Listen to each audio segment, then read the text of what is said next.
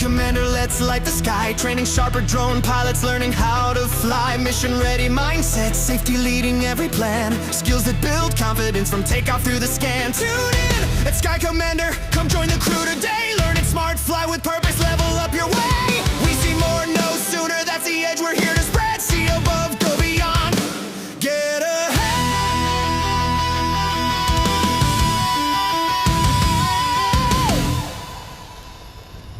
Okay, let's get started. You are standing on a perfectly ordinary sidewalk.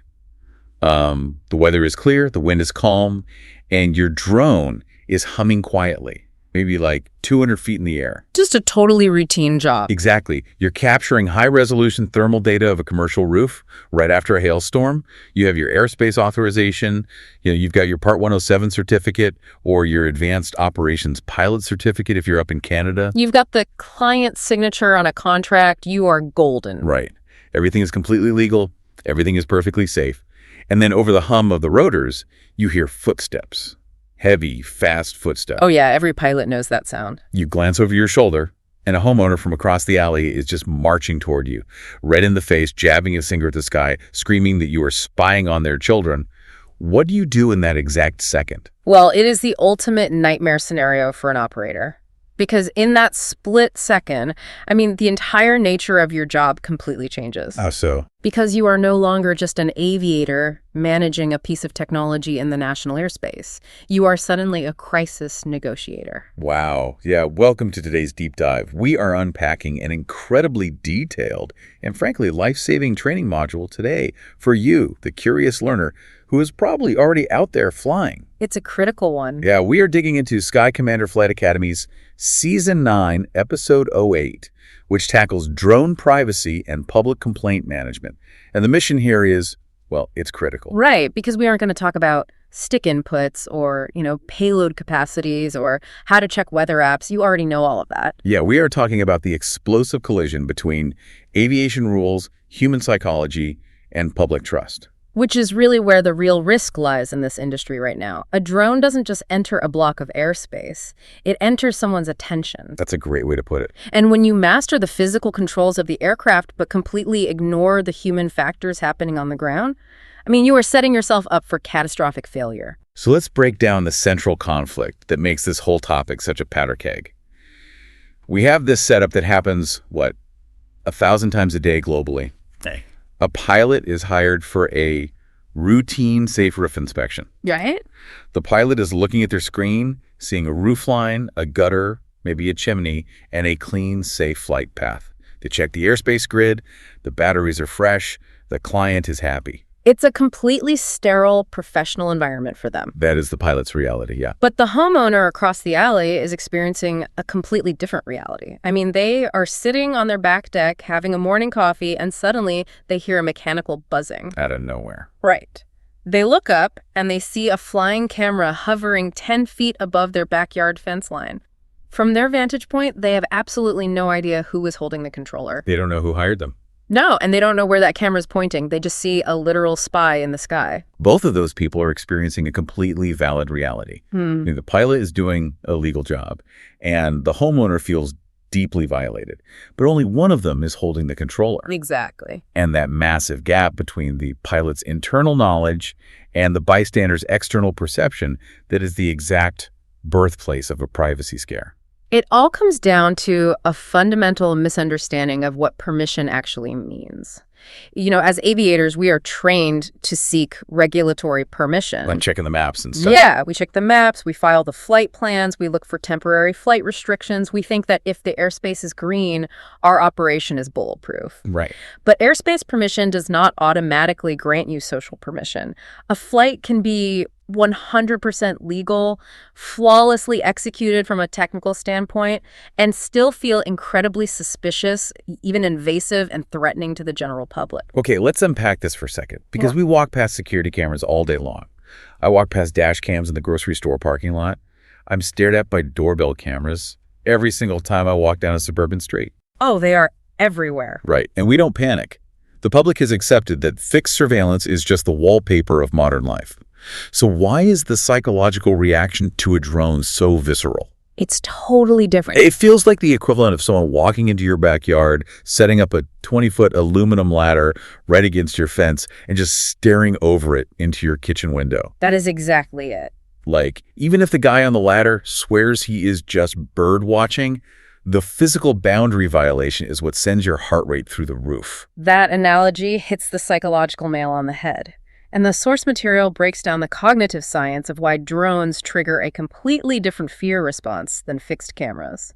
Okay, lay it on us. So, when a camera is bolted to a brick wall, it has a known context. Your brain processes it instantly, like, this building is being monitored by its owner. It is static. Makes sense. A drone, however, moves through shared three-dimensional space. It shatters our traditional horizontal physical boundaries. Fences, hedges, and walls give us a feeling of separation from the outside world. Right, they are our barriers. Exactly, but a drone appears above the normal human eye line, rendering those physical defenses completely useless. It violates the mental sanctuary of the backyard. You feel exposed in a place where your brain has been wired to feel secure. Exactly. It strips away the illusion of privacy.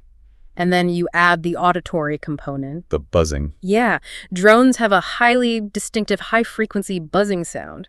That acoustic signature often endorses the presence of the aircraft long before the bystander can visually locate it, let alone understand its purpose. Oh, that's true. You hear it before you see it. You hear the swarm sound. Your primal brain registers it as an anomaly. You scan the sky, you finally spot it, and the entire time your anxiety is compounding because the noise is a mystery.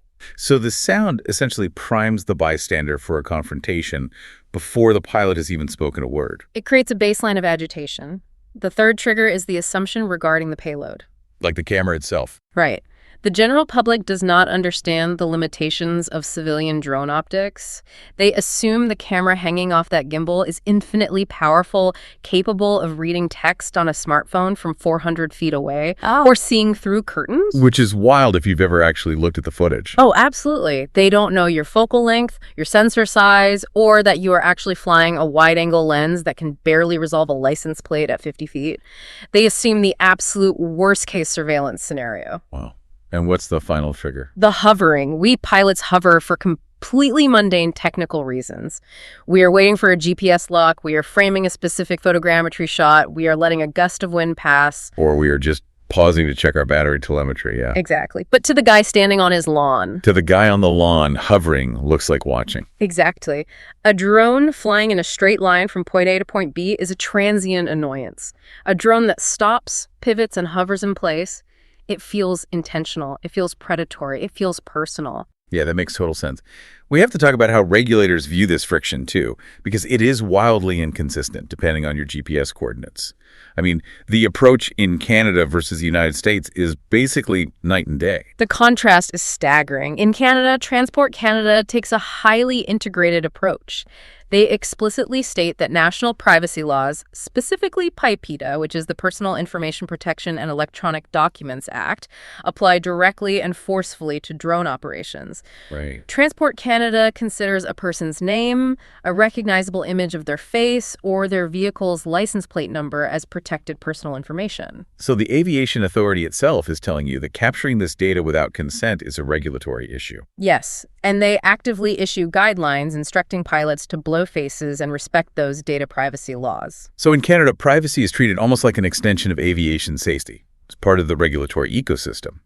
But then you cross the border into the USA, and the Federal Aviation Administration under Part 107 takes a completely hands-off approach. The FAA operates in a totally different legal framework. I mean, Part 107 covers the safety of the national airspace, keeping aircraft from hitting each other, keeping them away from airports, and protecting people directly underneath them from physical impact.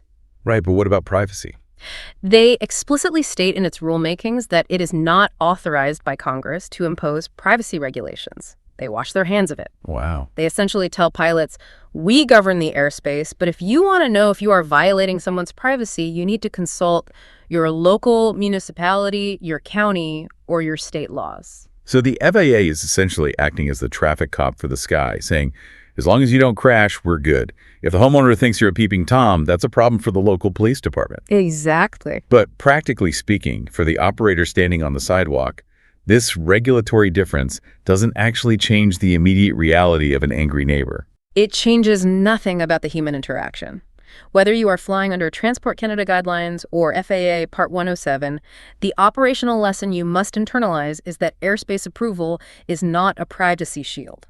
It's just the start. Right. Legal compliance is merely the floor. It is the bare minimum requirement to turn the motors on. Public trust is the actual operating environment you are flying through. The training module lays out 4 pillars of public trust: purpose, boundaries, data handling, and accountability. When you think about it, that is exactly what our brains are looking for when we evaluate any new situation. It really is. We need to know why someone is there, what their limits are, what they're taking from us, and who is in charge if something goes wrong. If even one of those pillars is missing from the bystander's perspective, their brain naturally fills the void with suspicion. And when suspicion fills that void, the bystander's brain shifts into a protective gear. They feel an acute sense of time pressure. Because the drone could just fly away. Exactly. They aren't going to send an email to a customer service desk. They look at that drone and think, if I don't physically stop this person right now, they are going to fly away with invasive footage of my property, and I will never know who they were. And that urgency is what compels them to march out their front door and confront the pilot. Yep. Which brings us to the most dangerous moment of the entire operation. If a perfectly legal flight triggers that visceral fear response, the pilot is suddenly thrust into a massive crisis. You are staring at your screen, maintaining your visual line of sight, and this terrified or downright furious bystander is suddenly in your physical space. It's terrifying. This is no longer a public relations issue. It is a critical, immediate aviation safety risk. In the aviation industry, we call this a human factors event. When a bystander confronts a pilot mid-flight, the pilot experiences catastrophic attention splitting. Let's break down what is happening to the pilot's brain in that moment. Okay, so you have an aircraft in the sky that requires continuous spatial awareness. You have a highly volatile human being standing 2 feet away from you, demanding eye contact and answers. Right. And internally, you have your own physiological stress response. Your heart rate is spiking. Adrenaline is dumping into your bloodstream, and you feel the intense pressure of being falsely accused. It is the textbook definition of task saturation. The prefrontal cortex, which handles logical decision-making and fine motor skills on those control sticks, is simply being overwhelmed by too many inputs. It is a total physiological overload, and the legal implications of that overload are severe. Wait, legal implications? Oh, yeah. Under both U.S. Part 107 and Canadian CR 900.06, the remote pilot in command holds the ultimate non-transferable responsibility for the safe operation of that aircraft. Period. In Canada, operating a drone in a reckless or negligent manner is strictly prohibited and heavily penalized. In the U.S., the FAA mandates that the remote pilot has final authority and must ensure the aircraft poses no undue hazard to life or property. So if you are arguing with a guy in a bathrobe on the sidewalk, and because you are distracted, your drone drifts over a roadway or clips a tree branch or drops altitude too quickly, you can't blame the guy in the bathrobe. No, you cannot. The regulator will look at you and say, you lost situational awareness. That is reckless operation. The regulator will absolutely hold you accountable. The bystander is a distraction, sure, but managing distractions is the pilot's legal duty. Wow. If a tense person pulls your eyes, your ears, and your cognitive processing power away from the aircraft, they have just transformed a simple privacy complaint into a reportable aviation incident. But, and this is key, the true danger in this moment usually isn't the bystander's anger. It is the pilot's ego. The dreaded pride battle. Yes, the pride battle destroys more operations than equipment failure. It is human nature to want to defend yourself when you're accused of something sleazy, like spying. Totally natural. But the absolute worst thing a pilot can do when confronted is to respond defensively with ego-driven statements, throwing out phrases like, "I'm allowed to fly here," or "I am an FAA-certified remote pilot," or "You don't own the airspace." Okay, let me stop you right there. Okay. Because I know there are pilots listening who are grinding their teeth right now. I bet they are. If I am the pilot in command and I am executing a legally contracted, highly technical job for a paying client, and this random person marches up, violates my personal space, acts aggressively, and interrupts my mission, Why on earth is it my responsibility to play therapist and babysit their feelings? It feels unfair, right? Yeah. Shouldn't the standard procedure just be to ignore the hostile individual, lock my eyes on my drone, and finish the job I was hired to do? I completely understand that frustration, and it is a very common sentiment among experienced operators, but it is operationally flawed and highly dangerous. You cannot simply ignore them because the bystander is not the enemy. They are not an obstacle to be defeated. In the context of aviation risk management, they are a ground environment factor. A ground environment factor? You mean like the weather? It is the exact same paradigm. Think about a sudden 40-knot wind gust, or an unexpected flock of aggressive seagulls, or a complex web of unmapped power lines. Okay. You don't get angry at the wind. You don't try to debate the power lines. You recognize them as environmental variables, and you manage them to mitigate the risk to your aircraft. An angry neighbor is just a social crosswind. Wow.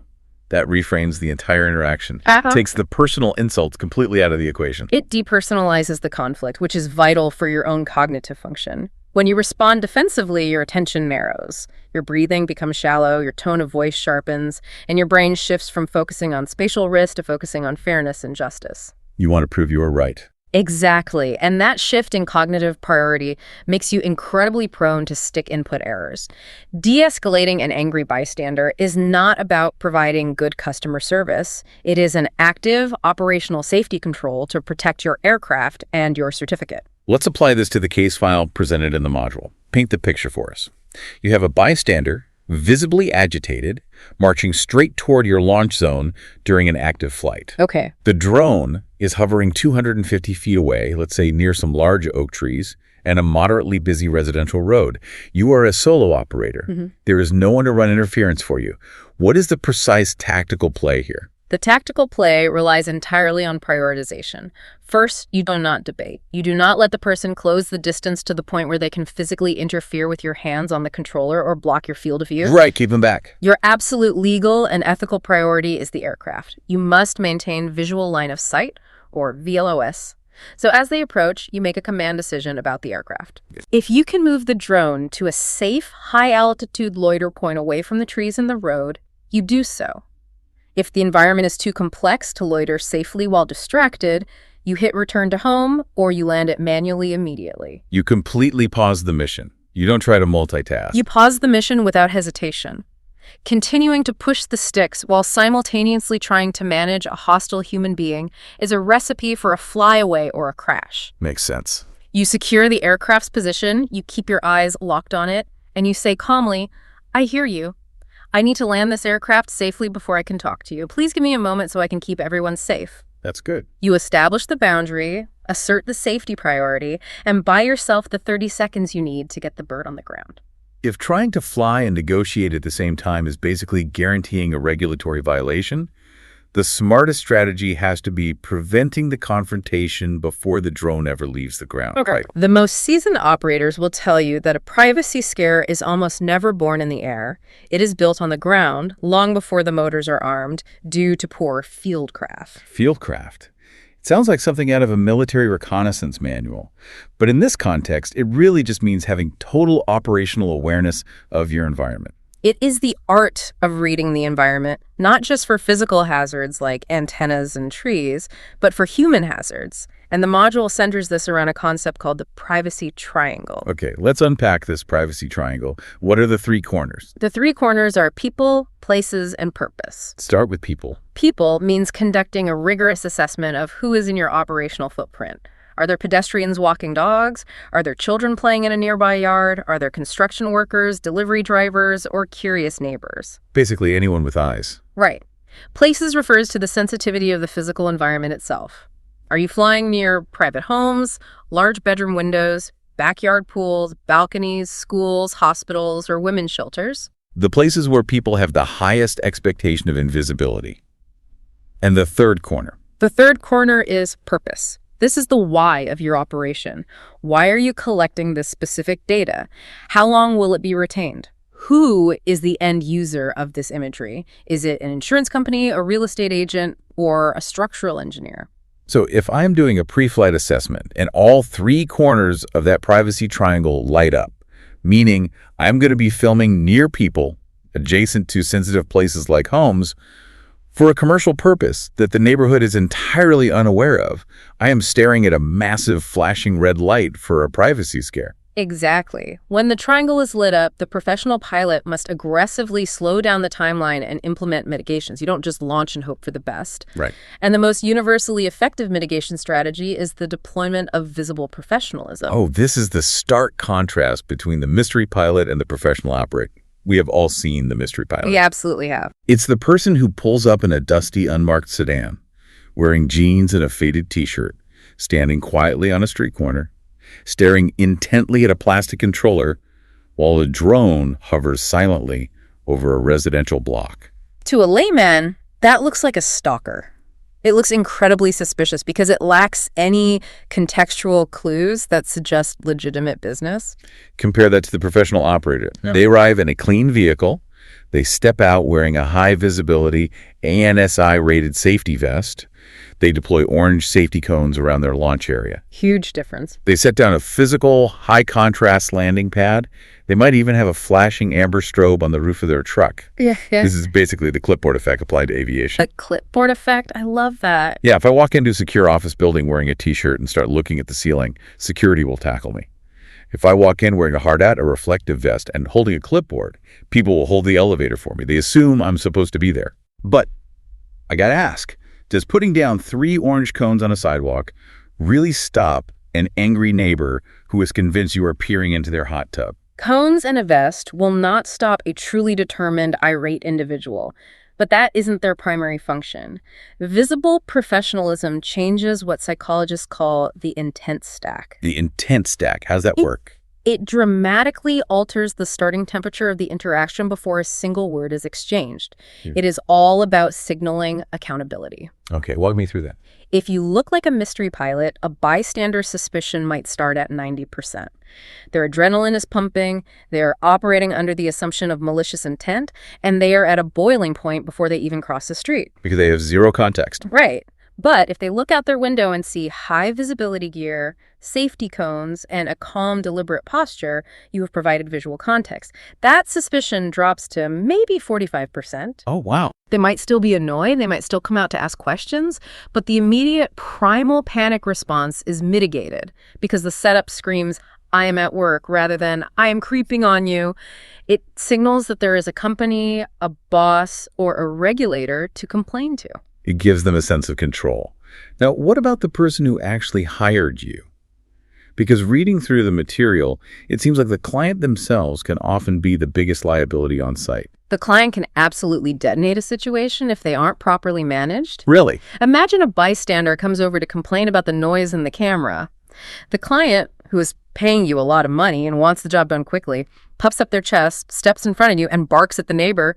Hey, we hired him to be here. He has a permit, so mind your own business and go back inside. Oh no, that just poured gasoline on a campfire. Exactly. The bystander is instantly going to escalate from concerned neighbor to bitter opponent. It transforms a simple inquiry into a territorial dispute. This is why the pilot must proactively script the client during the pre-flight briefing. You do not leave the response to chance. So what do you tell them? The pilot needs to look the client in the eye before the drone is powered on and say, if a neighbor approaches us with concerns, please let me handle the aviation side. Just keep it very simple. Tell them we requested a routine exterior inspection of the property and that the pilot will explain the safety protocols once the aircraft is on the ground. You're giving the client a very tight, boring script so they don't improvise and blow the interaction. Exactly. Keep it boring. And speaking of the team on the ground, let's talk about the use of a visual observer, or VO. A lot of operators think a VO is just a buddy you bring along to watch the drone so you can stare at the screen. Under aviation regulations, a visual observer is a specifically trained crew member whose primary duty is to help the remote pilot scan the airspace for hazards and maintain situational awareness. But when you are flying in a complex, complaint-prone urban environment, the VO takes on an entirely secondary yet equally vital role. They become your human safety buffer. The VO handles the human factor, so the pilot can handle the aviation factor. Precisely. A skilled VO isn't just looking at the sky. They are actively scanning the ground environment. They are reading body language. So they spot the angry neighbor first. Yeah. If they see a homeowner storming out of a front door, the VO intercepts them 20 feet away from the pilot. They use a calm voice, they explain the mission, and they physically block the bystander from reaching the pilot's personal space. It completely insulates the pilot from that catastrophic split of attention we talked about earlier. Let's say you are a solo operator. You did everything by the book. You analyze the privacy triangle, you have your safety vest on, the cones are out, the client is briefed, but you don't have a VO today. It happens. And someone still marches up to you, red in the face, aggressively pointing at the drone. What is your very first move? Because the module makes it terrifyingly clear that the very first sentence out of your mouth will dictate whether you finish this job or whether you end up going viral on social media. To navigate that crucial first 10 seconds, a pilot must be able to instantly diagnose where the bystander is on the escalation ladder. We categorize these interactions into 5 bystander temperatures. Walk us through the 5 temperatures. The first level is cool. This is simply the curious bystander. They have their hands in their pockets, their tone is casual, they just want to know how high it can fly or how much it costs. Yeah, we like those guys. Right. A friendly educational explanation is all you need here. Easy enough. What is the second level? Level 2 is warm. This is the concerned individual. They aren't screaming, but their arms might be crossed. They are uneasy about the camera. They need rapid reassurance and clear boundaries to prevent them from escalating. And level 3? Level 3 is hot. Now we are entering the danger zone. This is the accusatory bystander. They are already running a negative narrative in their head. They use loaded, aggressive words like spying, creepy, or illegal. They are demanding that you cease operations immediately. They're telling you what to do. Yes, they are trying to assert control. Level 4 is flame. This is a severe threat. They are demanding you leave the property, they are actively dialing the police on their phone, or they are aggressively claiming authority over the public space. Yikes. And the final one? The final level, level 5, is afterburn. This happens after the flight is over. It is the formal complaint filed with the aviation authority, the police report, or the angry call to your client's corporate office. So your entire objective on the sidewalk is to cool the bystander's temperature before they climb higher on that ladder. Exactly. Which brings us back to that very first sentence. If I am facing a hot bystander who is accusing me of filming their backyard, we already established that I cannot use the worst possible first sentence. Do not ever say, I am allowed to fly here, or I have a permit. Because it is a massive power move. It is an ego-driven power move that completely ignores the emotional reality of the person standing in front of you. It dismisses their fear as irrelevant. So what is the absolute best, scientifically proven first sentence to use? You need to commit this to memory so you can say it under immense stress. Ready? Hit me. I understand why that would concern you. I need to keep this aircraft safe first, and then I can explain exactly what we are doing. Hold on. I need to look at this from a skeptical perspective. Sure. If I am flying a drone, doing a legal job, and someone comes out screaming that I am spying on their teenage daughter by the pool, and my response is, I understand why that would concern you. A reasonable person might calm down. But an angry person, Whoa. aren't they just going to hear that as a confession? Won't they think, aha, he just admitted he's doing something shady? It is a brilliant question, and it highlights a psychological trap that catches so many inexperienced operators. Pilots are terrified that acknowledging the bystander's anger is legally synonymous with admitting a regulatory or privacy violation. Right. It is not. Break down the difference for me. The phrase, I understand why that would concern you, validates the bystander's emotion without confirming their accusation. You are acknowledging their perception of reality. Okay. You are essentially communicating, I see that you are incredibly upset, and given what this looks like from your angle on the ground, I can logically see why you drew that conclusion. It acts as a massive psychological pressure release valve. So by validating the emotion, you strip away their need to escalate the volume. Exactly. When people feel ignored or dismissed when you tell them, I have a permit, go away, they feel compelled to yell louder and act more aggressively just to prove that their concern is valid. Because they don't feel heard.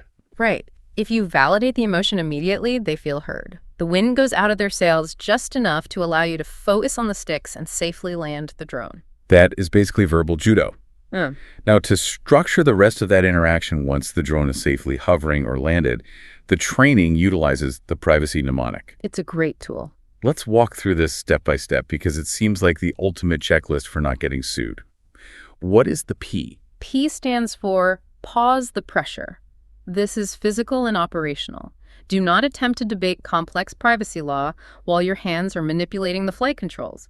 Pause the mission, loiter the drone, or land it. Remove the immediate stressor. Got it. What about R? Respect the person. This is where you use that validating first sentence. You acknowledge their concern respectfully, maintaining a calm, even tone of voice, regardless of how aggressively they are acting. Hard to do, but necessary. Identify the mission scope. This is crucial. You must explain exactly what structural elements or geographic areas you are tasked with inspecting, which naturally implies what you are not trying to capture. Okay. Verify aircraft safety. You constantly reiterate that your primary function in that moment is the safety of the airspace and the people on the ground. Aircraft control always supersedes the conversation. Makes sense. Avoid unnecessary data. This is a technical mitigation. If the mission does not strictly require you to capture neighboring windows, license plates, or people in the background, you actively avoid framing them in your shot. Yep. Control the record. Once the interaction is over, you must immediately log the time, location, the specific nature of the complaint, the aircraft's position, the data you captured, and how you responded to the bystander. Document everything. And finally, why? Yield to proper authority. If the bystander escalates to level 4 and calls law enforcement, or if a federal aviation inspector happens to arrive on site, you drop the ego and cooperate with absolute professionalism. There is also a secondary, more streamlined framework mentioned called the 3S rule. Safe, scope, secure, safe, control the aircraft, scope. Explain the boundary of the mission to the bystander. Secure, protect the data on your SD card and document the event. It is an excellent rapid recall mental checklist to use when the adrenaline hits because, it's easy to remember. Right. And when you reach the scope phase, when you actually have to explain to this angry person what you are doing, the structure of your explanation is vital. You cannot just ramble. You need a script. You follow a specific flow. Acknowledge the feeling, state the safety priority, state the purpose of the flight, state the boundary of the camera, and state your data process. Let's do a quick role play of that. Imagine I am the furious homeowner. I just demanded to know why you were filming my house. Give me the perfect response using that flow. Okay, it sounds exactly like this. I understand why seeing a drone near your yard would concern you. That is the acknowledge. My first responsibility is to keep this aircraft safe, so I'm going to land it right here. That is safety. Okay, good. We were hired by the property manager next door to inspect the roof for hail damage. That is the purpose. The camera is pointed strictly at the shingles and the gutters. It is not intended to capture any private activity in the adjacent yards. That is the boundary. Right. And finally, before we deliver any of this footage to the client, we review it to ensure we aren't passing along any unnecessary personal information. That is the process. What strikes me immediately about that response is the vocabulary, or rather, the lack of it. You didn't use a single acronym. You didn't say RPAS or SUAS or Part 107 or VLOS. You must strip all aviation jargon from your vocabulary during a public confrontation. Why is that so important? If you tell a terrified homeowner, I am operating a SUAS under Part 107 regulations in Class G airspace, they do not hear a highly trained professional. They hear a bureaucrat who is being intentionally evasive. They hear someone hiding behind legal loopholes. Right. It sounds suspicious. I am doing a roof inspection is human language. It is relatable. Always lead with the human element and keep the technical details in your pocket unless specifically asked by law enforcement. Okay, let's fast forward. The drone is safely on the ground. The motors are off. The physical threat of this buzzing machine is over. But you can still see the panic in the bystander's eyes. Yeah, because it's not over for them. Exactly. Because now they are no longer looking up at the sky. They are staring intently at the side of your drone, right where the little micro SD card is slotted. The physical scare has ended, but the data scare has just begun. This is the crux of modern privacy anxiety. The public is acutely aware that data is permanent. They want to know the answers to 3 terrifying questions. Are you actively recording right now? Who is going to get a copy of this footage? And is my face or my backyard going to end up on the internet forever? And the cardinal rule for navigating this phase of the confrontation is the do not guess rule. Yes. A pilot must never, under any circumstances, casually tell a bystander, I'm not recording you, or don't worry, you aren't in the shot, unless they're looking at the telemetry and are 100% unequivocally certain. Because if you guess wrong just to appease them, and it turns out they are in the shot, your credibility is permanently destroyed, And you look like a liar. Exactly. And the technology is complex. Many modern enterprise drones constantly buffer video to the smart controller. They cache low-resolution previews. They automatically capture thumbnails of flight logs. Wait, really? Even if you didn't hit record? Even if you haven't manually pressed the record button, your device might be passively generating and storing data that includes the bystander. If you promise the camera was off and later an investigator finds a cached thumbnail of their face, you have lied. Oh, wow. The only safe response is, I will need to verify exactly what the sensor captured before I can make any promises about the footage. To prevent capturing that data in the first place, the module highlights data minimization, encapsulated in the camera rule. Let's break that down. The camera rule is a brilliant pre-flight and in-flight tool. C stands for capture only what is needed. A is avoid private spaces. M is minimize personal information. E is explain the mission clearly. R is record the complaint facts. A is act respectfully. So in practical terms, what does that look like? In practical terms, data minimization is just good camera hygiene. If you are inspecting a chimney, you fly low enough or you angle your gimbal down steeply enough so that the frame is filled with brick and the neighboring windows and backyards are physically excluded from the shot. You purposefully limit your own field of view. Yeah. And if you accidentally capture something, like someone walks in the frame. If you incidentally capture a license plate in the driveway or a person walking down the sidewalk, you blur it out in post-production before you hand the file to the client. Transport Canada specifically emphasizes this in their privacy guidelines. You do not deliver raw, unredacted public data if the mission doesn't require it. Now let's talk about proving your legitimacy. The documentation piece. The module insists on carrying a physical field packet. Yes, a physical one. A pilot fumbling through their phone trying to find a PDF looks disorganized and suspicious. It looks like you're texting a friend. Right. A pilot who smoothly produces a printed folder looks incredibly accountable. Your field packet should be sitting on your landing pad or the hood of your truck before you ever launch. What needs to be in it? It must include your remote pilot certificate, the drone's registration certificate, any required airspace authorizations or waivers, and most importantly, a printed client purpose statement. A physical piece of paper that explicitly outlines why you were in that neighborhood. Yes, it can be a simple professional letterhead that says, Sky Commander Operations has been contracted by client name to conduct exterior structural imagery on date. It provides instant authoritative context without oversharing the financial or sensitive details of the contract. But there's a very fine, very dangerous line between showing this packet to a bystander and sharing it with them, isn't there? It is a critical legal distinction. Showing means you hold the document, you allow the bystander to read the relevant information like your name and the purpose of the flight so they understand you are operating professionally. Okay, and sharing. Sharing means you hand it to them. Sharing means you let them take a photograph of your pilot certificate, which has your home address on it. You never casually share raw mission data, personal pilot information, or proprietary client details with a random person on the sidewalk. You retain control of your documents. Okay, I have to play the ultimate devil's advocate here because I have been in a similar situation and the temptation is overwhelming. Lay it on me. You are standing there, the guy is at level 3, the accusatory stage. He is screaming, he is threatening to call the cops, and he is demanding that you delete the footage of his house immediately. Wouldn't it just be infinitely easier right there on the sidewalk to just pop the SD card into your tablet, show him the screen so he can see his yard is in the shot, or honestly just hit the format button and delete the last 10 minutes of footage just to make him go away and save yourself the headache of a police encounter? I completely understand the urge to just hit delete and make the screaming stop. It feels like the path of least resistance. But I must strongly caution against doing that. It is an incredibly risky, potentially career-ending move.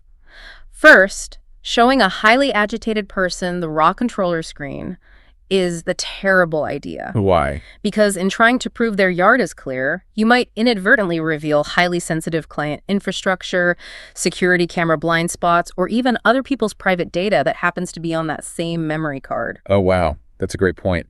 You might clear yourself with one neighbor, but simultaneously expose the proprietary layout of a commercial facility next door. Exactly. You are breaching your client's confidentiality to appease a stranger. And deleting footage impulsively is vastly worse. Yeah, let's talk about that. You are intentionally destroying data that you are legally contracted to capture. That raw footage might be required as mission evidence. It might be part of a strictly regulated engineering or insurance record. So you could literally get sued by your own client for destroying their deliverable because you got nervous on the sidewalk. You could lose the contract, face civil litigation, and damage your company's reputation. Yikes. So what do you say to the guy demanding you hit delete? The absolute perfect professional response to demands for deletion is, "Sir, I am not authorized to delete corporate data in the field. I need to verify exactly what was captured, return this to the office, and follow our strict data handling process. If your property was captured incidentally, it will be handled according to privacy guidelines." Just totally by the book. You secure the data, you do not let them see the screen, and you review it in a sterile environment. So what happens when that perfectly professional response isn't enough? What happens when the bystander hits level 4 on the escalation ladder? They pull out their phone, they dial 911, and 10 minutes later, a police cruiser rolls up to your launch site. It is important for operators to understand that both Transport Canada and the FAA actually publicly direct citizens to call local law enforcement for urgent privacy or safety issues involving drones. Really? Didn't know that. Yeah, so pilots should fully expect that a loud complaint can and often will turn into a police encounter. When the officer steps out of the car, this is absolutely not the time to initiate a pride battle about federal airspace preemption. So you don't start lecturing the beat cop about how the FAA controls the air. That is a surefire way to escalate the situation against yourself. So what's the move? If the aircraft is still in the air, you land it immediately if it is safe to do so. You step away from the controls. You identify yourself calmly and clearly. You smoothly present your physical documentation, your field packet. Right. You explain the mission scope to the officer in plain, non-jargon language, and you cooperate fully. You treat the officer as a professional who is just trying to figure out why they got a call about a peeping Tom. Exactly. You say, "Officer, we are conducting a contracted roof inspection for the adjacent property. I have my pilot credentials, my registration, and the client work order right here. We have a strict internal process for limiting unnecessary personal data capture." And usually that works. 99% of the time, the officer will look at your paperwork, see that you are calm, organized, and accountable, look at the screaming bystander, and realize this is a civil misunderstanding, not a crime. Calm cooperation and organized documentation will beat a defensive attitude every single time. Okay, let's say the officer clears you. The bystander storms back into their house. You handled the flight safely, you executed the magic de-escalation sequence flawlessly, you protected your client's data, you navigated a police encounter, and you've successfully packed all your gear into the back of your truck. Ew. You take a deep breath. You survived. You can finally go home, right? The job is done. Not quite. No. The amateur thinks the job is done when the tailgate closes. The professional operator knows their job isn't finished until the post-flight administrative work is complete. Which brings us to the final phase. The professionalism flywheel. The professionalism flywheel. Okay, the gear is packed. The adrenaline is still fading. What is the very first critical step I need to take before I drive away? You sit in the cab of your truck, you pull out your paperwork or your digital reporting system, and you fill out a formal complaint log. A complaint log. A public privacy complaint must be documented with the exact same rigor and seriousness as a technical mission event, like a battery cell failure or a near miss with a bird. Why is logging it in the moment so critical? The guy is gone, the cops left, it's over. Because human memory is wildly unreliable, especially after a massive spike in cortisol and adrenaline. If that sidewalk confrontation stews for a few days and the bystander decides to file a formal investigation with the FAA or Transport Canada, or if they decide to sue your client 3 months down the road, you are going to need a highly accurate contemporaneous record. You need to log the exact time of the interaction, the specific geographical location, the precise nature of the concern the person raised, exactly where the aircraft was hovering at that moment, whether the recording function was active, and what specific data handling actions you promised to take. And the training material makes an incredibly sharp distinction here about how you write this log.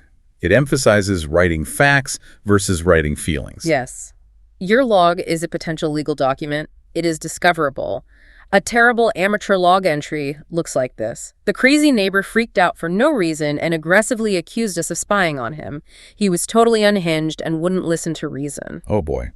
That reads like a diary entry from a teenager. It makes the pilot look incredibly biased and defensive. It destroys your credibility if an investigator reads it. A professional, factual log entry reads like an objective piece of evidence. At 14.12 hours, a resident from the adjacent southern property approached the launch zone. Resident raised concerns that the aircraft may have captured backyard activity. Pilot paused the mission and landed the aircraft safely. Pilot explained the roof inspection scope and verified safety protocols. Footage from the flight was flagged for a privacy review by the chief pilot before delivery to the client. That is completely clean. It is defensible. It protects the pilot, protects the company, and it protects the client. Perfectly stated. And after that log is filed, the crew needs to actually sit down and analyze what happened. The module calls this the No Blame Better System debrief. The debrief is where real operational growth happens. When you debrief a privacy scare, the absolute worst trap you can fall into is just sitting around blaming the public. Like saying, they just don't get it. Right. If your only takeaway from the incident is people are stupid and they don't understand drones, you have learned absolutely nothing and you're going to have the exact same argument next week. You're just soothing your own ego instead of fixing the operation. Instead, a professional flight crew asks a very hard question. What did this operation look like to someone who didn't have our context? Oh, that's good. You relentlessly dissect the event to find the operational flaw.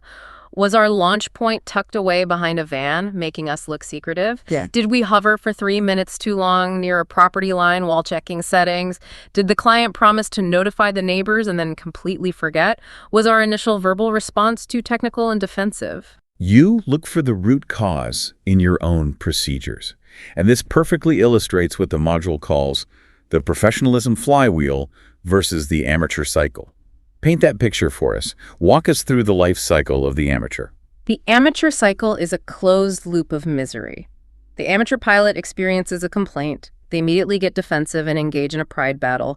They blame the bystander for being ignorant. Right. They refuse to log the details because they think it's a waste of time. They learn absolutely nothing about their environment. And because they learn nothing, they go out to their very next job, set up the exact same way, and repeat the exact same explosive conflict. Just a miserable way to work. Over time, they become bitter, they rack up complaints, and eventually one of those complaints turns into a costly legal or regulatory nightmare that grounds them. It's exhausting just listening to it. It's like the difference between a driver who gets road rage at every single intersection, screaming at everyone else on the road, versus a highly trained defensive driver. That's a great comparison. The defensive driver knows there are bad drivers out there. They anticipate them, they adjust their following distance, they check their blind spots, and they just keep their insurance rates low and get home safely. That is the perfect analogy. The defensive driver accepts that other cars are a permanent part of the environment.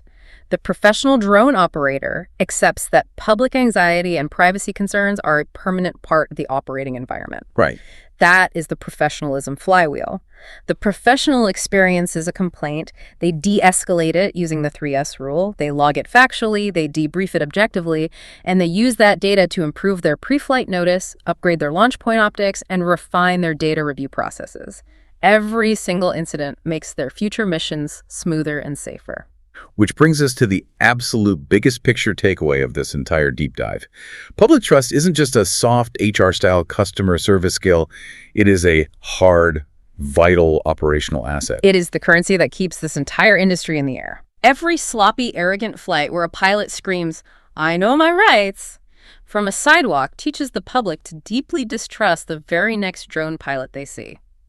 It makes neighborhoods hostile. It makes municipalities draft restrictive local ordinances. It puts immense pressure on regulators to crack down on commercial operations. A bad interaction on Tuesday literally closes the skies for everyone else on Wednesday. It truly does, but the reverse is also true. Every professional, accountable, calm flight, every time a pilot uses visible professionalism and validates a bystander's concern, helps to normalize this incredible technology. It builds that trust back up. It demonstrates to the public that drones are not inherently creepy spy devices. They are just advanced tools utilized by highly responsible professionals, no different than a bucket truck, a surveyor's transit, or a roofer's ladder. Mastering the human factor ensures future access and growth for the entire aviation community. What an incredible journey we have been on today. We started with a simple drone lifting off, and we witnessed two totally divergent realities: the pilot seeing a routine job, and the bystander seeing an invisible threat. We unpacked the harsh reality that legal airspace permission absolutely does not grant you social permission. We explored the cognitive breakdown of a human factors event and how a pilot's situational awareness can be destroyed if they abandon safety to fight a pride battle on the sidewalk. We detailed the absolute necessity of treating the public as a ground environment factor. We discussed the art of pre-flight fieldcraft, utilizing the privacy triangle of people, places, and purpose, and deploying visible professionalism to drop the bystander's temperature before you even arm the motors. We learned the critical magic of validating emotion without admitting guilt, and the power of the 3S rule: safe, scope, secure. We tackled the complexities of data handling, the dangers of cast thumbnails, the camera rule for data minimization, and exactly why you must never, ever impulsively hit the delete button to appease an angry crowd. And finally, we saw how logging the facts and conducting a no-blame debrief powers the professionalism flywheel, turning a highly stressful sidewalk confrontation into a stronger, safer, and more resilient operating system. This has been a masterclass not just in aviation, but in human psychology, conflict resolution, and operational control. It really has been. But as we wrap up this deep dive, I want to leave you, our listener, with a final provocative thought to mull over on your next flight. I am curious where your mind is going with this. We spent this entire time analyzing how a drone hovering over a physical fence violates our traditional evolutionary feeling of a private boundary. It breaches the sanctuary of the backyard. But technology never stops moving. Oh, definitely not. As drones, autonomous systems, AI, and flying cameras become even smaller, quieter, and vastly more integrated into the daily logistics of our lives, imagine fleets of delivery drones dropping packages on our porches every hour. Will our fundamental human definition of private space have to change permanently? That is an incredibly complex question. If the physical wooden fence no longer serves its purpose in a three-dimensional world, what legal or technological construct will replace it? Will we just adapt and accept eyes in the sky? Or will we as a society eventually demand the creation of a new kind of invisible, highly regulated digital privacy shield in the airspace directly above our homes? Wow. Precisely. And until that X-ray machine of privacy rules and societal norms gets a whole lot clearer, professional operators are going to be navigating these diagnostic muddy waters every single time they launch. Thank you for taking this deep dive with us today. Keep your eyes on the aircraft, keep your communication crystal clear, and fly safe. That's a wrap on today's mission, Commander. See above, go beyond, get ahead. For more training, tools, and intel, head to skycommander.ca. If you learned something new, share it, subscribe, and leave us a 5-star debrief.